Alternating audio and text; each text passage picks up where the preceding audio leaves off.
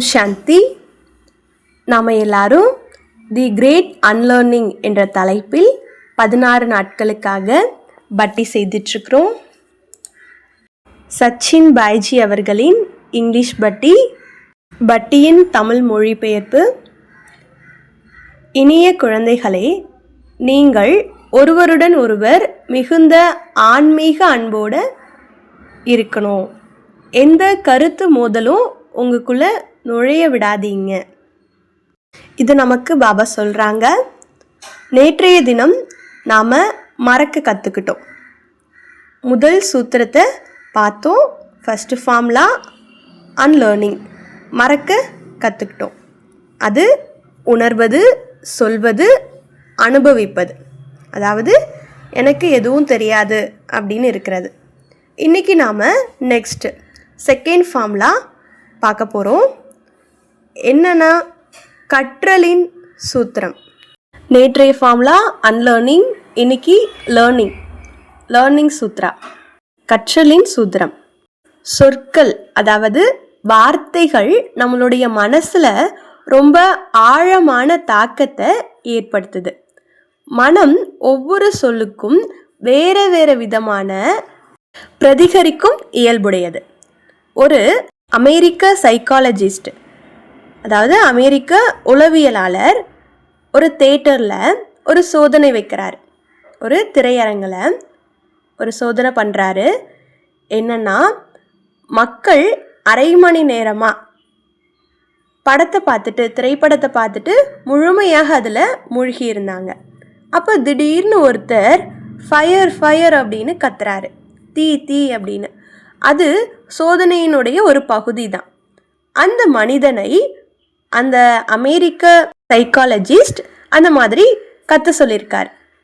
அங்கே உட்கார வச்சு இந்த மாதிரி கத்துங்க அப்படின்னு சொல்லியிருக்காரு. உடனே இவரும் ஃபயர் அப்படின்ற வார்த்தையை கத்துறாரு.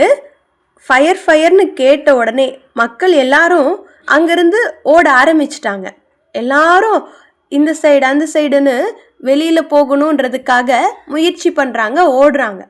அப்போ திரையரங்க மேலாளர் வந்து சொல்கிறாரு, இங்கே ஒன்றும் ஃபயர் பிடிக்கல, தீ ஆகலை, தீ இல்லை அப்படின்னு சொல்கிறாரு. ஆனால் யாருமே கேட்கல. ரொம்ப குழப்பமாயிடுச்சு. மக்கள் உயிரை காப்பாற்றணும் அப்படின்னு 2 சைடும் ஓடிட்டுருக்காங்க. குழந்தைகள் எல்லாரையும் மிதிக்கிறாங்க. இப்போது அந்த மாதிரி எல்லாரும் தள்ளிட்டு, அவ்வளோ கூட்டம், எல்லாரும் தள்ளிட்டு ஓட ஆரம்பிக்கிறாங்க. அப்புறம் எல்லாரும் வெளியில் வராங்க. தீ இல்லைன்னு தெரிஞ்சிடுச்சு, ஃபயர் ஆகலை. யாருனாலையும் நம்பவே முடியல. ஒரே ஒரு வார்த்தை தான் இல்லையா, ஃபயர், தீ. ஆனால் அது மனங்களில் அவ்வளவு ஆழமான தாக்கத்தை ஏற்படுத்துது. யாரும் உறுதி பண்ணணும்னு காத்திருக்கல, வெயிட் பண்ணலை, அப்படியே ஓடிட்டாங்க தீன்னு சொன்னதும். அதனால சொற்கள் அவ்வளோ சக்தி வாய்ந்தது.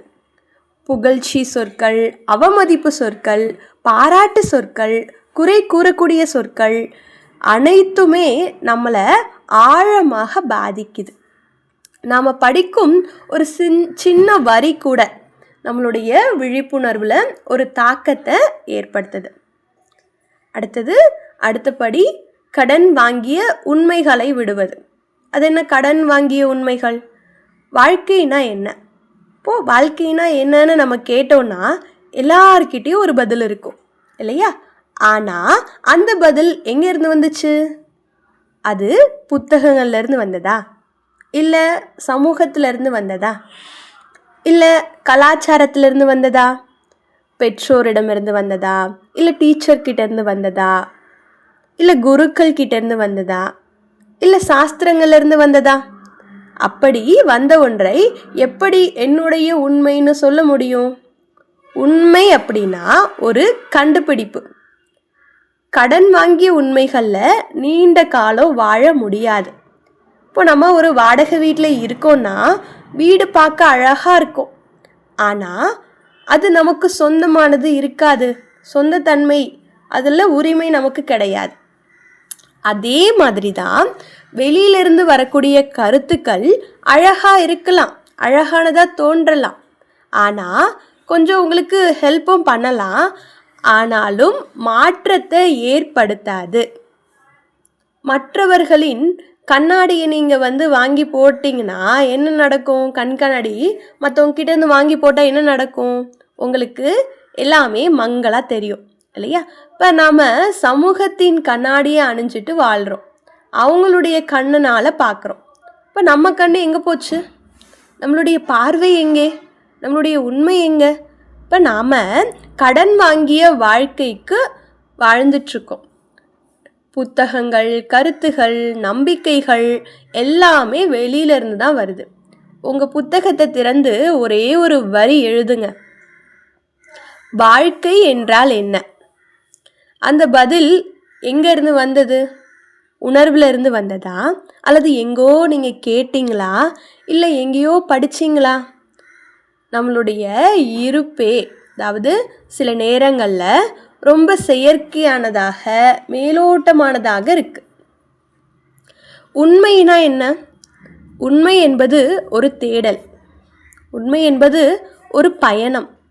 வெளியிலிருந்து வந்தவை அழகாக அலங்கரிக்கலாம், ஆனால் அதில் உண்மைத்தன்மை இருக்காது. சிலர் ரொம்ப அழகாக பேசுவாங்க, ஆனால் அது உயிரற்ற மொழியாக இருக்கும். ஏன்னா உண்மை இல்லை, உணர்வு இல்லை, அப்பாவித்தனம் இல்லை. கடன் வாங்கிய எல்லாமே நீண்ட காலத்தில் சிறையாக மாறிடும். நான் யாருன்னு கேட்டால் உடனே எல்லாரும் பதில் சொல்லுவோம். என்ன சொல்லுவோம்? நான் ஆத்மா. ஆனால் நீங்கள் தேடுனீங்களா? அது உங்களுடைய கண்டுபிடிப்பா, இல்லை யாரோ ஒருவர் சொன்னதா? இப்போ உண்மை கூட்டத்தில் இல்லை, உண்மை மௌனத்தில் கிடைக்குது. கூட்டமாக இருந்து உண்மையை கண்டுபிடிக்கல, தனிமையிலிருந்து, மௌனத்திலிருந்து உண்மையை கண்டுபிடிக்கிறோம். மௌனம் இல்லாமல் உண்மையை தெரிந்தவர்னு நாம் சொல்ல முடியாது. அது கடன் வாங்கிய உண்மையாயிடும், பிளாஸ்டிக் புன்னகையாயிடும், ஆர்டிஃபிஷியல் உண்மையாயிடும். உங்கள் கண்கள்னால பாருங்க, உங்கள் அனுபவத்தால் உணருங்க. உண்மை வாதம் செய்கிறதுல இல்லை, அது ப்ரூஃப் பண்ணணும்னு கிடையாது, அது உணர்வில் வருது. பாபா சொல்கிறாரு, உங்களுக்குள்ள ரொம்ப ஆன்மீக அன்பு இருக்கணும், மிகுந்த ஆன்மீக அன்பு இருக்கணும். கருத்து மோதல் எல்லாம் இருக்கக்கூடாது, வேறுபாடு வரக்கூடாது. மோதல்கள் கடன் வாங்கிய கருத்துக்கள்லேருந்து தான் வருது. நாம் மற்றவங்க கிட்ட இருந்து கருத்துக்களால் வாழ்கிறோம். அவங்க நல்லது அப்படின்னு சொன்னால் நம்புகிறோம், கெட்டதுன்னு சொன்னால் உடைஞ்சு போயிடுறோம். அந்நியர்கள் நம்மளுடைய ஆத்மாவின் வீட்டுக்குள்ளே அமைப்பை மாற்றிடுறாங்க. அப்படின்னா நான் எங்கே? அதனால தான் வாழ்க்கையில் ஒரு பெரிய அதிர்ச்சி வந்தால், ஒரு பெரிய தோல்வி வந்தால், ஒரு நிராகரிப்பு வந்தால் எல்லா ஞானமும் காணாமல் போயிடுது. ஏன்னா அது ஜீரணமாகலை. ஆன்மீக வாழ்க்கை அமைதியான வாழ்க்கை. காட்சி காட்டிக்கொள்ளல, காட்சி காட்டுறது இல்லை. உண்மை ஜீரணமானால் இரத்தமாக மாறும், இல்லைன்னா சுமையாக ஆயிடும். அதுபோல் ஞானம் ஜீரணமாகலைன்னா சுமையாக மாறிடும். இப்போ உண்மை அப்படின்னா அது ஒரு பயணம். நீங்கள் யாரோ சொன்னதை விரும்பலாம், ஆனால் உங்களுடைய உண்மையை நீங்கள் கண்டுபிடிக்கணும்.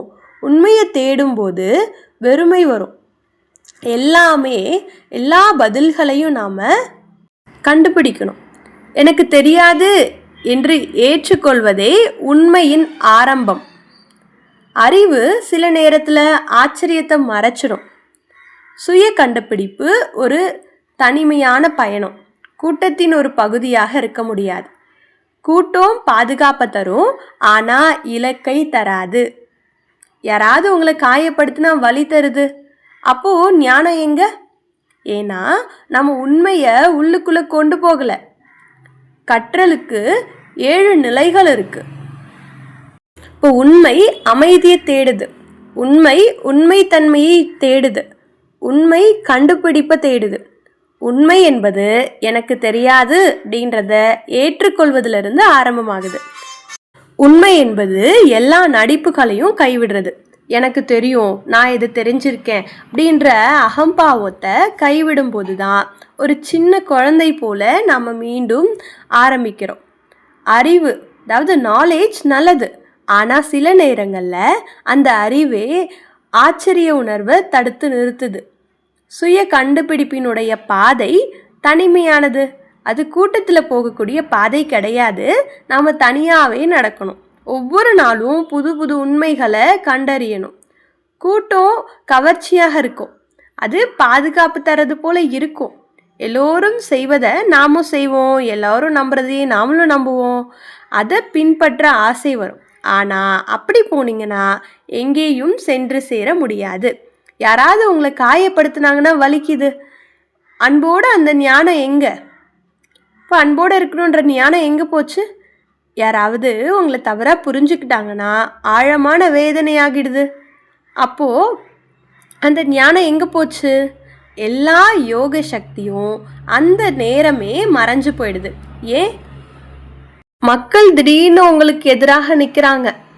அப்போது அறிவு, அந்த ஞானம் எங்கே போச்சு? ஒருவேளை நாம் இந்த உலகத்தில் என்னை மிகவும் விரும்புது, இந்த உலகம் என்னை மிகவும் விரும்புது என்ற மாயையின் மயக்கத்துலேயும் வாழ்ந்துட்டுருக்கோம். உண்மை வெளிப்படும் போது நாம் விழுந்துடுறோம். ஏன்னா நாம் ஞானத்தை சரியாக புரிஞ்சுக்கல. ஞானம் கற்றல் என்பதற்கு 7 நிலைகள் இருக்குது. அதில் ஃபஸ்ட்டு நிலை பூஜ்ய கற்றல், 0 லேர்னிங். மற்றவர்கள் சொல்கிறத அப்படியே ஏற்றுக்கிறது, முரளியில் எழுதப்பட்டதை ஆழமாக சிந்திக்காமல் அப்படியே ஏற்றுக்கிறது. பாபா சொல்கிறாரு, நான் சொன்னதை ஆராய்ச்சி பண்ணுங்க, வேதங்கள் சொல்கிறது என்னன்னு திங்க் பண்ணுங்க. ஆனால் இங்கே சிந்தனை இல்லை, மனனம் பண்ணுங்க. அதெல்லாம் கிளி போல மனப்பாடம் செய்கிறது. இந்த உலகத்தில் 95% நிறுவனங்கள் மனிதர்கள் இயந்திரங்களாக உருவாக்குறாங்க. அதாவது மனப்பாடம் செஞ்சு அப்படியே எடுத்துக்கிறாங்க. இப்போது முதல் நிலை பூஜ்ய கற்றல், 0 லேர்னிங். அடுத்த நிலை மரங்கள் செடிகள் போல, அதாவது சூரிய ஒளியை நோக்கி வளர்கின்றன. ஆனால் விழிப்புணர்வு கிடையாது இல்லையா? மரம் செடி கொடியெலாம் என்ன பண்ணோம்? சூரியன் எந்த திசையில் இருக்கோ சூரியனிடமிருந்து ஆற்றலை வாங்கி கொண்டு அப்படியே நேராக வளரும். அதாவது விழிப்புணர்வுன்றது இருக்காது. இப்போ இதுதான் 2வது நிலையாக இருக்குது. அடுத்தது நிலை விலங்குகள், அனிமல்ஸ். ஒரு நாய்க்கு ஒரு தந்திரம் கற்றுக் கொடுக்கலாம், அது கற்றுக்குது. ஆனால் அதுலேயும் விழிப்பு கிடையாது. அந்த மாதிரியான நிலை. இப்படி பூஜ்ய நிலையிலிருந்து 7 நிலைகள் இருக்குது. இதை நம்ம அடுத்தடுத்த கிளாஸில் பார்க்கலாம். இப்போ ஒரு கொஸ்டின், நாம் எந்த நிலையில் இருக்கோம்? யாராவது ஏதாவது சொன்னாங்கன்னா உடனே நம்பிடுறோம். ஒருத்தவங்க அவங்க ரொம்ப நல்லவங்க அப்படின்னு சொல்லிட்டா என்ன பண்ணுறோம்? உடனே ஆதாரம் கேட்குறோம். அப்படியா, எப்படி சொல்கிறீங்க? எப்படி அவங்க நல்லவங்க? என்ன ப்ரூஃப் இருக்குது அப்படின்னு கேட்குறோம். ஆனால் அதே மனிதர் அவங்கள பற்றி ஒரு 10 குறை சொன்னாங்கன்னா ப்ரூஃபே கேட்க மாட்டோம், அப்படியே நம்பிடுறோம். அப்போது பொய்க்கு ப்ரூஃப் தேவையில்லை, எதிர்மறைக்கு சான்று சர்டிஃபிகேட் எல்லாம் கொடுக்கணும்னு தேவையில்லை. ஆனால் நல்லதுக்கு மட்டும் சான்று கொடுக்க வேண்டியதாக இருக்குது, சர்டிஃபிகேட் தேவைப்படுது. இது மனித மனம். இதுதான் பூஜ்ய கற்றலாக இருக்குது. உண்மையான கற்றல் என்பது கடன் வாங்கிய உண்மைகளை கைவிடுவது. இப்போ நம்மக்கிட்ட இருக்கக்கூடிய உண்மைகள் எல்லாமே கடன் வாங்கியது. இப்போ நம்ம என்ன பண்ணணும்? சுய கண்டுபிடிப்பின் தனிப்பட்ட பயணத்தை தொடங்கணும். உண்மையான கற்றல் என்பது கடன் வாங்கிய உண்மைகளை கைவிடுவது, சுய கண்டுபிடிப்பின் தனிப்பட்ட பயணத்தை தொடங்குவது. இப்போ கற்றல்னா நடிப்புகளை கைவிடுவது, சடங்குகள், வெளிப்புறமான ஆடம்பரங்களை விட்டுடணும். அப்போதான் உண்மையான இசை பிறக்கும். போட்டி இருக்கக்கூடிய இடத்துல இசை அழிந்து விடுகிறது. அழகு என்பது இதயத்தின் தன்மை, அழகை விற்பனைக்கு வைக்க முடியாது. இன்றைய ஃபார்முலா என்ன பார்த்தோம்? கடன் வாங்கிய அனைத்து உண்மைகளையும் கைவிட்டு ஒரு குழந்தை போல ஆச்சரியத்துடன் புதிய பயணத்தை தொடங்குங்கள். இது என்ன, உண்மை என்ன, எனக்கு இன்னும் இதை பற்றி தெரிஞ்சுக்கணும், எல்லாவற்றையும் மீண்டும் புரிந்து கொள்ள விரும்புகிறேன்.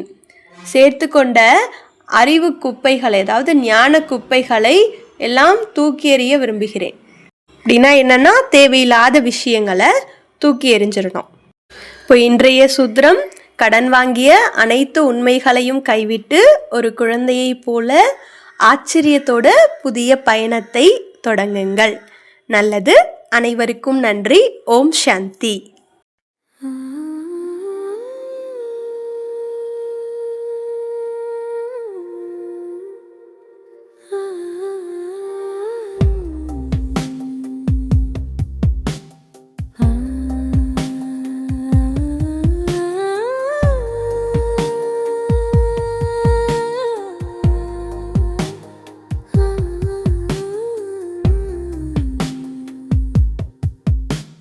மரப்பில்